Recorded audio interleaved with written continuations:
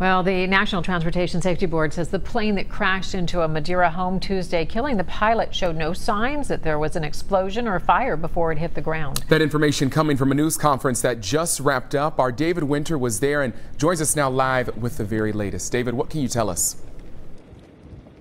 Well, Kyle, while we were at this press conference, the aircraft recovery team actually came in and removed a bulk of the aircraft. You can see it right here. Obviously, there is a lot of charred remains. You can see that there was a massive fire that occurred while when that plane came down. Now, the NTSB, they arrived just last night, and so we were not expecting a lot to come from the press conference today.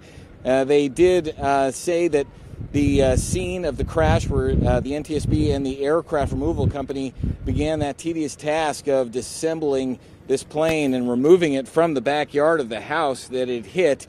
It's a tedious task. There's a lot to remove. The NTSB has already removed the engines and the propellers from the aircraft. They've taken them to an offsite garage where they are being examined.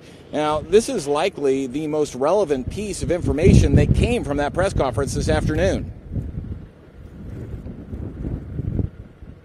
We have no sign of any type of in-flight fire or explosion at this point. That's something we're still looking into. And the only determination that we can make right now from examined data and then also from physical evidence is that the fire that was observed by the fire department was a post-crash fire.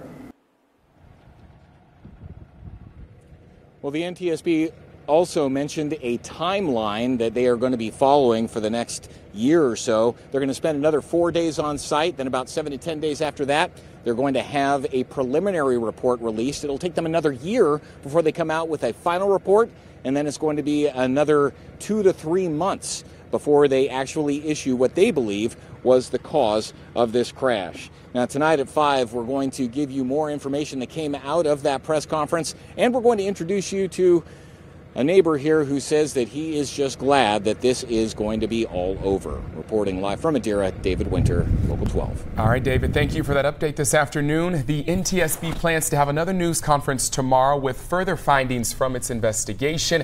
Be sure to stay with Local 12 and local12.com for continuing coverage along with Facebook and Twitter as this investigation moves forward.